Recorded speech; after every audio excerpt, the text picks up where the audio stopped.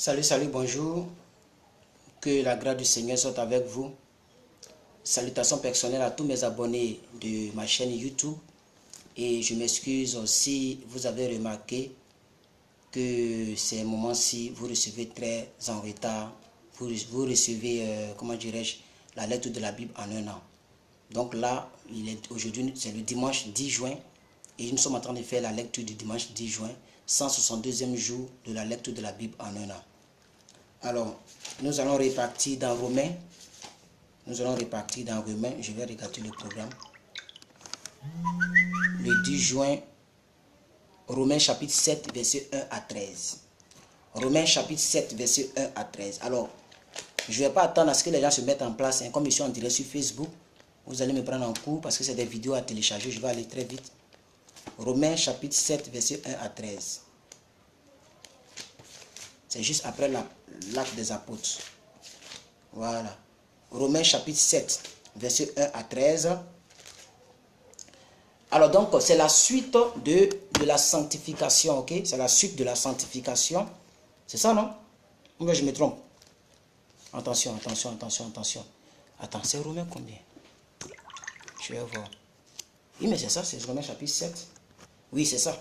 Donc, c'est la suite. Nous sommes au chapitre 7, oui, c'est ça. Au chapitre 7, verset 1 à 13. Alors, petit d, c'est par la nouvelle relation du croyant uni en Christ. Nous sommes toujours dans le grand 4 de ce livre de Romains qui parle de la sanctification par l'union en Christ, en sa mort et en sa résurrection. Alors donc, petit 4, c'est par la nouvelle relation, c'est-à-dire, nous lisons. Il dit, ignorez-vous, frères, ignorez-vous. Est-ce que vous ignorez, car je parle à des gens qui connaissent la loi? Ah oui, ici il parle à des gens qui, si on peut traduire ça de nos jours, il parle à des gens qui sont chrétiens. Voilà, donc il dit, ignorez-vous que la loi exerce son pouvoir sur l'homme aussi longtemps qu'il vit? Ainsi, une femme mariée est liée par la loi à son mari tant qu'il est vivant. Mais si le mari meurt, elle est dégagée de la loi qui la liait à son mari. Les gens qui discutent, non, on peut se remarier, même si le monsieur il est en vie. Avant de vous marier, là, priez bien. Priez très bien, cherchez très bien la volonté de Dieu. Priez très bien, parce que le mariage, là, c'est un engagement. Pourquoi on dit c'est pour le meilleur et pour le pire? Mais quand c'est le pire, les gens désistent. C'est que tu n'as pas mis la parole de Dieu en pratique. Parce que la même parole dit pour le meilleur et pour le pire. Ok? Bon, laissons ce débat-là. Si donc, du vivant de son mari, elle devient la femme d'un autre homme, elle sera appelée adultère. Mais si le mari meurt, elle est affranchie de la loi, de sorte qu'elle n'est point adultère en devenant la femme d'un autre. De même, mes frères, vous aussi, vous avez été par le corps de Christ mis à mort en ce qui concerne la loi, pour que vous apparteniez à un autre, excusez-moi, à celui qui est ressuscité des morts, afin que nous portions du fruit pour Dieu. Car lorsque nous étions dans la chair, les passions du péché provoquées par la loi agissaient dans nos membres, de sorte que nous portions des fruits pour la mort. Mais maintenant, nous avons été dégagés de la loi, étant morts à cette loi sous laquelle nous étions retenus, de sorte que nous servons sous le régime nouveau de l'esprit, et non selon la lettre qui a vieilli. Petit 5, par la découverte de la puissance de la loi. On y va. Que dirons-nous donc? La loi est-elle péché? Loin de là. Mais si je n'ai connu le péché que par la loi, car je n'aurais pas connu la convoitise si la loi n'avait dit tu ne commettras point, tu ne convoiteras point. Et le péché saisissant l'occasion produisit en moi par le commandement toutes sortes de convoitises, car sans la loi le péché est mort. Pour moi, c'est-à-dire pour l'apôtre Paul, pour moi, étant autrefois sans loi, je vivais, mais quand le commandement vint, le péché reprit vie et moi je mourus. Bon, c'est des choses profondes. Hein. Ça, si on ne vous prêche pas ça, on ne vous explique pas, c'est pas facile de comprendre. Mais comme c'est une lecture, lisons. Il y a certains mots qui peuvent vous aider à comprendre. On y va. Ainsi, le commandement qui conduit à la vie se trouva pour moi. Ainsi, verset 10. Ainsi, le commandement qui conduit à la vie se trouva pour moi conduit à la mort. Car le péché saisissant l'occasion me séduisit par le commandement et par lui me fait mourir. La loi donc est sainte et le commandement est saint, juste et bon. Ce qui est bon a-t-il été pour moi une cause de mort? Loin de là, mais c'est le péché, afin que se manifeste comme péché en me donnant la mort par ce qui est bon et que par le commandement, il devienne condamnable au plus haut du point. C'est des choses un peu plus poussées. Hein. Nous savons en effet que la loi est spirituelle, mais moi, je suis charnel, vendu au péché. Point final.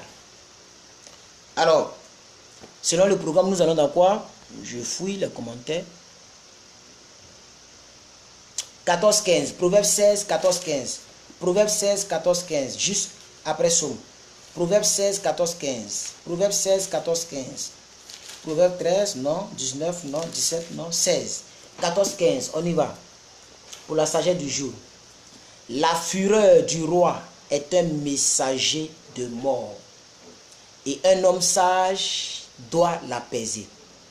La sérénité du visage du roi donne la vie.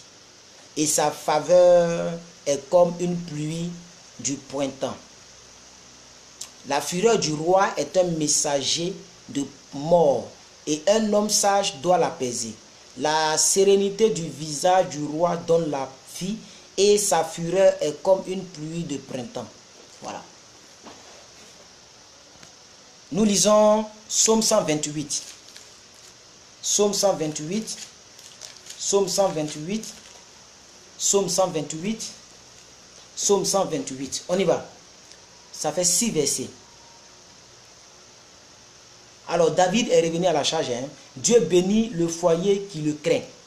Dieu bénit le foyer qui le craint. C'est le thème. Dieu bénit le foyer qui le craint. On y va. Cantique des degrés. Heureux tout homme qui craint l'Éternel, qui marche dans ses voies. Tu jouis alors du travail de tes mains. Tu es heureux et tu prospères.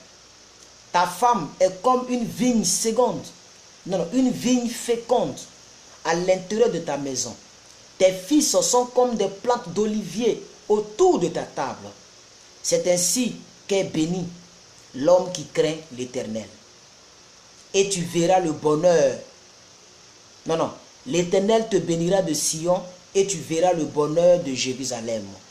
Tous les jours de ta vie, tu verras les fils de tes fils. Que la paix soit sur Israël. Je pensais qu'une seule personne allait dire Amen à ce psaume. Mais bon. Ok, 1 Roi chapitre 2 intégralement. On y va. Et on termine avec ça aujourd'hui. On dirait la deuxième lecture ne va pas durer. Hein? Non, la première lecture, j'ai trop développé l'apôtre Paul. C'est pourquoi on a mis du temps. Alors, on y va dans 1 Roi rapidement. 1 Roi chapitre 2 intégralement. Ah, on dirait le chapitre 2, il est aussi long. Hein? 46 versets. On y va rapidement. Ultime instruction de David à Salomon. Donc, comme je l'ai mis en titre, pour ceux qui sont sur Facebook, j'ai dit que c'est les dernières heures de Salomon. Donc, comme un bon père, un bon roi, il doit donner des ultimatums, sinon des instructions à son fils. Alors, David approchait du moment de sa mort et il donna ses ordres à Salomon, son fils, en disant: je m'en vais par le chemin de toute la terre. Oui, c'est le chemin de toute la terre. Comme hier, samedi 9, l'apôtre Dao Suleiman, il a été enterré 3 mètres sous terre. Et je lui rends un hommage de ces paroles singulières qui le caractérisent. Dis Amen et j'aggrave. Dis Amen et j'exagère. Dis Amen et je pousse. L'aigle est parti. Il aimait beaucoup le message sur l'aigle. Dieu renouvelle ses enfants, etc. Hier, il a été enseveli. J'ai même mis ses photos sur ma page. Je ne sais pas si quelqu'un a supprimé, comme j'ai des administrateurs. Après, j'ai fouillé, je n'ai pas vu ces photos. Je ne sais pas qui a supprimé. On va enlever tous les administrateurs sur ma page. Et voilà. Qu'est-ce que je disais encore là? Et puis, il y a des gens qui ont peur de nous écrire parce qu'ils se disent qu'il y a d'autres administrateurs. Ils ne veulent pas qu'ils voient les messages. C'est pourquoi j'ai déjà enlevé certains administrateurs. Mais je vais enlever tout le reste. Je serai le seul administrateur. Ok? Bref. Alors, donc, c'est ce que David dit ici. David dit, je m'en vais par le chemin de tout le monde. C'est un chemin que nous tous, on va prendre. Il faut voyager vite ta vie, mais tu vas prendre ce chemin-là. Ah oui, hein, tu vas le prendre. Je m'en vais par le chemin de toute la terre, fortifie-toi et sois un homme. Ah oui, sois un homme. Verset 3. Comment tu vas devenir un homme? Il dit, observe les commandements de l'Éternel ton Dieu en marchant dans ses voies et en gardant ses lois, ses ordonnances, ses jugements, ses préceptes, selon ce qui est écrit dans la loi de Moïse, afin que tu réussisses dans tout ce que tu feras et partout où tu te tourneras. Bien. Et afin que l'Éternel accomplisse cette parole qu'il a prononcée sur moi, si tes fils prennent garde à leur voie en marchant, excusez-moi, si tes fils prennent garde à leur voie en marchant avec fidélité devant moi, de tout leur cœur et de toute leur âme, tu ne manqueras jamais d'un successeur sur le trône d'Israël. Tu sais ce que m'a fait Joab, fils de Théruja, ce qu'il a fait à tes deux chefs de l'armée d'Israël, à Abner, fils de Ner, à Amasa, fils de Jéter. Je les ai tués, ça tu le sais. Eh David, il a versé pendant la paix le sang de la guerre et il a mis le sang de la guerre sur la ceinture qu'il avait au sein, au rein et sur les chaussures qu'il avait aux pieds. Tu agiras selon ta sagesse et tu ne laisseras pas ses cheveux blancs descendre en paix dans le séjour des morts. Tu traiteras avec bienveillance les fils de Barzilaï. Vous vous rappelez, vous savez pourquoi il a dit ça? D'accord. Le Galadite et ils seront de ceux qui se nourriront à ta table. Ok? Car ils ont agi de la même manière à mon égard en venant au devant de moi lorsque je fuyais Absalom ton frère. Donc Absalom avait fait un coup d'état aussi. Voici, tu as près de toi Shimei, fils de Gera, benjamite de Bachurim, et il a prononcé contre moi des malédictions violentes. Et le jour où j'allais à Mahanaïm, mais il descendit à ma rencontre vers le Jourdain, et je lui jurai par l'Éternel en disant, je ne te ferai point mourir par l'épée. Maintenant, tu ne le laisseras pas impuni, car tu es un homme sage, et tu sais comment tu dois le traiter. Tu feras descendre ensanglanter ses cheveux blancs dans le séjour des morts. Bon, on va maintenant voir, David va mourir, n'est-ce pas? Du verset 10 au verset 11, David va mourir. Lisons. David se coucha avec ses pères, et il fut enterré dans la ville de David. Le temps que David régna sur Israël fut de 40 ans à Hébron, et il régna 7 ans à Jérusalem. Il régna 33 ans. Donc on va maintenant commencer le règne du roi Salomon, ok? Le règne du roi Salomon. Salomon s'assit sur le trône de David son père, et son règne fut très affermi. Ok? Bon, ça c'est une simple information qu'on nous donne ici, mais on passe directement à Adonijah. Adonijah, vous savez c'est qui, non? Adonijah, le traître, celui qui voulait usurper, ok, le pouvoir de Salomon, il sera exécuté. Lisons cette histoire. Verset 13. Adonijah, fils de Hagig, alla vers Bathsheba. Bathsheba, c'est la mère de Salomon. Elle lui dit, viens-tu dans tes intentions paisibles? Il répondit, oui, je viens dans les intentions paisibles. Et il ajouta, j'ai un mot à te dire. Alors la dame dit, donc il faut parler alors. Verset 15. Et il dit, tu sais que la royauté m'appartenait et que tout Israël portait ses regards sur moi pour me faire régner. Mais la royauté a tourné et elle est échue à mon frère parce que l'Éternel la lui a donnée. Maintenant, je te demande une chose. ne me la refuse pas. Et elle répondit, parle. Et il dit, je te prie, ô roi Salomon, car il ne te le fera pas, qu'il me donne pour femme Abishag la Sunamite. Bathsheba dit, bien, je parlerai pour toi au roi. Bathsheba se rendit auprès du roi Salomon pour lui parler en faveur d'Adonijah. Le roi se leva pour aller à sa rencontre et il se prosterna devant elle et il s'assit sur son trône. Elle plaça un siège pour la mère du roi et elle s'assit à sa droite. Puis elle dit, j'ai une petite demande à te faire. Donc c'est la mère qui parle à son fils qui est roi, qui s'appelle Salomon. Ne me la refuse pas. Et le roi dit, demande ma mère, car je ne te refuserai pas. Elle dit, qu'Abishag la Sunamide soit donnée pour femme à Adonijah ton frère. Le roi Salomon répondit à sa mère, pourquoi demandes-tu Abishag la Sunamide pour Adonijah? Demande donc la royauté pour lui en même temps, car il est mon frère aîné. Pour lui, pour le sacrificateur Abiatar, pour Joab, fils de Térujah. Alors le roi Salomon jura par l'Éternel en disant, que Dieu me traite dans toute sa rigueur, si ce n'est pas au prix de sa vie qu'Adonijah prononcera cette parole. Maintenant, l'Éternel est vivant, lui qui m'a affermi et m'a fait asseoir sur le trône de David, mon père, et qui m'a fait une maison selon sa promesse. Aujourd'hui, Adonijah mourra.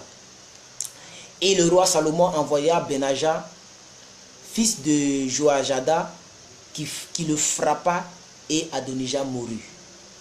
Le roi dit ensuite au sacrificateur Abiatar, va-t'en à Anathoth dans les terres, car tu mérites la mort, mais je ne te ferai pas mourir aujourd'hui, parce que tu as porté l'arche du Seigneur, l'Éternel, devant David, mon père, et parce que tu as eu part à toutes les souffrances de mon père. Ainsi Salomon dépouilla Abiatar de ses fonctions de sacrificateur de l'Éternel, afin d'accomplir la parole que l'Éternel avait prononcée sur la maison d'Élie à Silo. Je précise que ce n'est pas Élie le prophète, c'est Élie le sacrificateur. Verset 28. Le bruit en parvint à Joab, qui avait suivi le parti d'Adonijah, quoiqu'il n'ait pas suivi le parti d'Absalom. Et Joab se réfugia vers la tente de l'Éternel et saisit les cornes de l'autel. En annonçant au roi Salomon que Joab était réfugié vers la tente de l'Éternel et qu'il était auprès de l'autel. Et Salomon envoya Benajah, fils de Joajada, en lui disant, va, frappe-le. Benajah arriva à la tente de l'Éternel et dit à Joab, sors, c'est le roi qui l'ordonne. Mais il répondit, non, je ne veux mourir ici. Benajah rapporta la chose au roi en disant, c'est ainsi qu'a parlé Joab. C'est ainsi qu'il m'a répondu. J'espère que vous comprenez, hein? C'est une histoire intéressante, mais bon, si tu n'as pas l'habitude de lire cette histoire, avec une simple lecture, tu ne vas pas vite comprendre. Hein? Mais bon, on y va. Le roi dit à Benajah, fais comme il a dit, frappe-le et enterre-le, tu ôteras ainsi de dessus moi et de dessus la maison de mon père le sang que Joab a répandu sans cause. L'Éternel fera retomber l'Éternel fera retomber son sang sur sa tête parce qu'il a frappé deux hommes plus justes et meilleurs que lui et les a tués par l'épée sans que mon père David le sache. Abner, fils de Ner, chef de l'armée d'Israël, et Amasa, fils de Jéter, chef de l'armée de Juda. C'est les deux là que Joab avait tués au temps de David. Donc Salomon est venu redresser les choses. Leur sang retombera sur la tête de Joab et sur la tête des descendants à perpétuité. Mais il y aura paix et à toujours de par l'Éternel pour David, par sa postérité, pour sa maison et pour son trône. Benajah, fils de Joajada, monta, frappa Joab et le fit mourir. Il fut enterré dans sa maison au désert. On finit bientôt. Alors Benajah lui-même va devenir sacrificateur. Le roi mit à la tête de l'armée Benajah, fils de Joajada, en remplacement de Joab. Il Et il mit sacrificateur Tadok à la place d'Abiatar. Alors, il y a un autre qui sera encore exécuté après Joab, c'est Shimei. Shimei sera exécuté parce qu'au temps de David, il a fait de mauvaises choses. Verset 36. Et toutes ces choses-là, c'est le roi David qui a ordonné cela à son fils. Il faut comprendre les choses. Verset 36. Le roi fit appeler Shimei et lui dit, bâtis-toi une maison à Jérusalem, tu y demeureras et tu n'en sortiras point pour aller du côté ou d'autre côté. Sache bien que tu mourras le jour où tu sortiras et passeras le torrent de Cédron. Ton sang sera sur ta tête. Shimei répondit au roi, c'est bien. Ton serviteur fera ce que dit mon seigneur le roi. Et Shimei demeura longtemps à Jérusalem. Au bout de 3 ans, il arriva 2 serviteurs de Shimei s'enfuirent chez Akish, fils de Maaka, roi de Gath. On le rapporta à Shimei en disant, voici tes serviteurs sont en Gath. Shimei se leva, scella son âme et s'en alla à Gath chez Akish pour chercher ses serviteurs. Shimei donc s'en alla et il ramassa de Gath ses serviteurs. Il ramena de Gath ses serviteurs. Alors, on informa Salomon que Shimei était allé de Jérusalem à Gath et qu'il était de retour. C'est qu'il n'a pas, il a trahi, comment on appelle ça? Il a trahi le contrat, donc il sera exécuté. Verset 42, le roi fit appeler Shimei et lui dit, ne t'avais-je pas fait jurer par l'Éternel et ne t'avais-je pas fait cette déclaration formelle? Sache bien que tu mourras le jour où tu sortiras pour aller d'un côté ou d'un autre. Et tu ne m'as pas répondu, c'est bien, j'ai entendu. Pourquoi donc n'as-tu pas observé le serment de l'Éternel et l'ordre que je t'avais donné? Et le roi dit à Shimei, tu sais au-dedans de ton cœur tout le mal que tu as fait à mon père David. L'Éternel fait retomber ta méchanceté sur ta tête. Mais le roi Salomon sera béni et le trône de David sera pour toujours affermi devant l'Éternel. Et le roi donna ses ordres à Benaja, fils de Joiada, qui sortit et frappa Shimei, et Shimei mourut. La royauté fut ainsi affermie entre les mains de Salomon. Point final. Bon, que Dieu vous bénisse, que sa grâce soit avec vous. Je suis l'évangéliste Dadje Herman. Mon fils, mon nom de réseaux sociaux, c'est Plus que Vainqueur. Abonnez-vous à ma chaîne YouTube, Plus que Vainqueur aussi, et à ma page Facebook, Plus que Vainqueur, parce que demain, ça va déménager. Ok? Et très bientôt, on va faire beaucoup de choses sur YouTube. Alors que Dieu vous bénisse. Je vous dis merci et je vous souhaite un très bon dimanche et que la grâce du Seigneur vous localise.